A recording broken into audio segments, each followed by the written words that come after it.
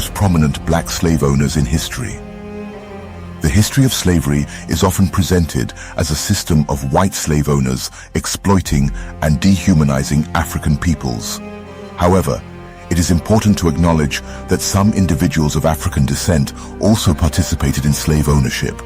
Although their numbers were relatively small compared to white slave owners, the existence of black slave owners challenged the commonly held perception of slavery as solely a racial divide.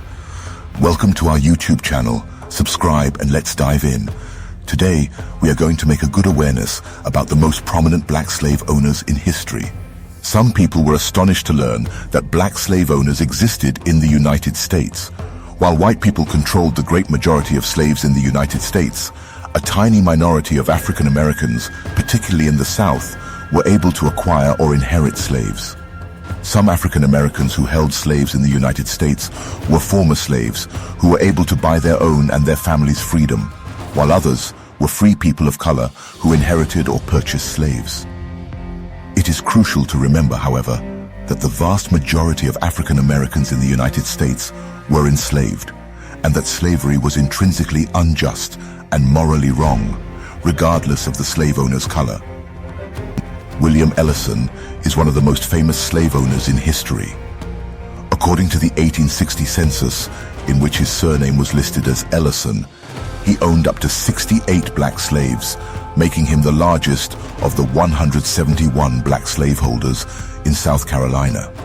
He held 63 slaves and more than 900 acres, 360 ha, of land at his death.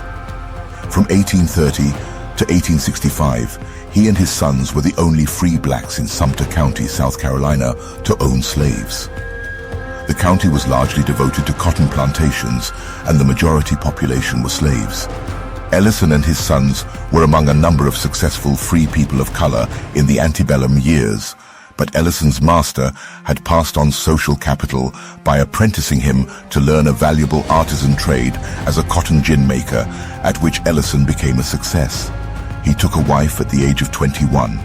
After buying his own freedom when he was 26, a few years later, Ellison purchased his wife and their children to protect them from sales as slaves.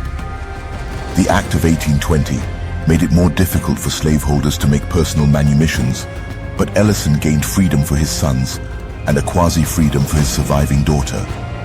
During the American Civil War, Ellison and his sons supported the Confederate States of America and gave the government substantial donations and aid. A grandson fought informally with the regular Confederate Army and survived the war. Anthony Johnson was also one of the famous slave owners. Anthony Johnson was an African-American man who lived in the British colony of Virginia in the 17th century. One of the first African Americans known to have owned slaves in the British colonies in North America, he was one of the first people of his race to do so. Johnson was himself a liberated indentured servant who had gone on to become a prosperous farmer in Virginia after serving as an enslaved laborer in the past. He was the owner of a plantation as well as other slaves, and he is remembered for a legal case in which he successfully petitioned to have one of his former indentured workers, a white man called John Casor, declared his lifetime slave. This case gained him notoriety, and he is remembered today. John Carruthers Stanley was also a slave owner. John Carruthers Stanley was an African-American man who held slaves in the state of North Carolina in the 19th century. In the year 1812, he was born into slavery in the state of North Carolina, but he eventually bought his freedom and that of his family. After winning his freedom, Stanley went on to establish himself as a prosperous entrepreneur and slave owner in North Carolina, where he had a plantation as well as various other companies. It is essential to keep in mind that despite the fact that Stanley held slaves, he did not enjoy the same legal protections as white slave owners and was forced to live in a segregated environment because of his race. Ann Deese was also a female slave owner, as well as she was an American hotelier. Ann was the owner and manager of the famous elite hotel called Mansion House Hotel in Charleston, South Carolina, between 1834 and 1847. She was Abigail Deese Jones's daughter and Jehu Jones Sr.'s stepdaughter, 1769 to 1833. She was a member of the class of free-colored in Charleston, South Carolina. Both her mother and her stepfather had been slaves, but were manumitted in 1798. She was the half-sister of G. Hugh Jones. Her stepfather bought the Burroughs Hall House Hotel in 1815 and developed it into the famous Jones Inn, one of the most successful hotels in Charleston, frequented by the rich white elite. In 1833, her stepfather died. Her mother was by then already dead. Anne Diaz took over the hotel of her stepfather in 1834. She managed it with great success, and it continued to be one of the most elite hotels in Charleston. She renamed it the Mansion House Hotel. As was common for other free-colored business people, she used slave labor in her staff. In 1840, she was listed as the owner of 5 slaves working in her hotel. She retired in 1847 and left the hotel to her former business associate, Eliza A. Johnson. Antoine Dubuclet was a slave owner too.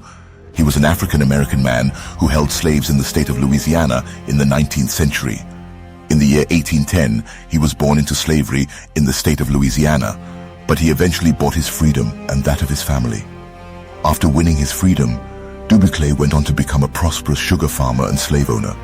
He ran a plantation in Louisiana with the assistance of enslaved people who worked on the plantation. He was also involved in politics on a local level and represented Louisiana in the state legislature at one point. Anna Majigine Jai Kingsley, also known as Anta Majigine Jai or Anna Majigine Jai, was a West African from present-day Senegal who was enslaved and sold in Cuba, probably via the slave pens on Goree Island. In Cuba, she was purchased as a wife by plantation owner and slave trader Zephaniah Kingsley. After his death, she became a planter and slave owner in her own right as a free black woman in early 19th century Florida. Her early history is not known in detail. She was born among the Wolof people in 1793. Her father was a leader, and she is sometimes referred to as a princess, though she never claimed such descent. When she was 13 years old, she was captured and sent to Cuba, where she was purchased, impregnated and married in a native ceremony to Zephaniah Kingsley, a slave trader and plantation owner. They had 4 children together. Kingsley freed Anna Jai in 1811 when she turned 18 and gave her responsibilities for his plantations in East Florida, then under Spanish colonial rule. For 25 years, Kingsley's unusual family lived on Fort George Island, part of modern-day Jacksonville. Anna Jai managed a large and successful planting operation. After gaining freedom, she was given a Spanish land grant for 5 acres, 20,000 square meters, and owned 12 slaves. After defending their property against invading Americans, she was awarded a land grant of 350 acres, 1.4 square kilometers, by the Spanish government. After the United States took control of Florida, American discriminatory laws threatened the multiracial Kingsley family, and most of them moved to Haiti. Kingsley died soon after, and Anna returned to Florida to dispute her husband's white relatives who were contesting Kingsley's will. They sought to exclude Anna and her children from their inheritance. The court honored a treaty between the United States and Spain, and Anna was successful in the court case, despite a political climate hostile toward blacks. She settled in the Arlington neighborhood of Jacksonville, where she died in 1870 at 77 years old. The National Park Service protects Kingsley Plantation, where Anna and Kingsley lived on Fort George Island, as part of the Timucuan Ecological and Historic Preserve. Fenda Lawrence was an African slave trader who operated in the saloon town of Coeur. In 1772, she visited the 13 colonies as a free black woman for both tourism and trade. Anna Gallum, also referred to as Nancy Wiggins, was a Senegalese woman who was enslaved in Florida, eventually becoming a slave-owning planter herself. She was kidnapped from her homeland and brought to America as a bondsperson. The beginning of her story is similar to millions of other Africans who fell victim to the transatlantic slave trade and were subjected to the Middle Passage. Gallum's life, however, was different from most of them. She was freed after serving as a bondswoman for a short period of time, marrying her former owner, an English-born planter, and had 6 children with him. As a widow, Gallum would ultimately end up inheriting and owning numerous enslaved individuals herself, as well as owning and operating a plantation in what was then Spanish Florida. Dr. Jane Landers, a historian and the leading researcher on Gallum, summarizes the life of Gallum. The existence of black slave owners challenges traditional understandings of slavery as a purely racial divide. While the number of black slave owners may have been small compared to white slave owners, their stories reveal nuances and complexities within the institution of slavery. By examining the lives and legacies of prominent black slave owners, we can gain a deeper understanding of the power dynamics, agency, and moral dilemmas that characterize this dark period in history.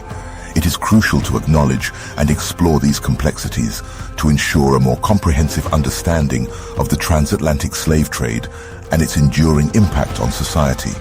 Share your thoughts in the comments section below, and don't forget to like, share, and subscribe to this channel. Thanks for watching, and we'll see you in the next video.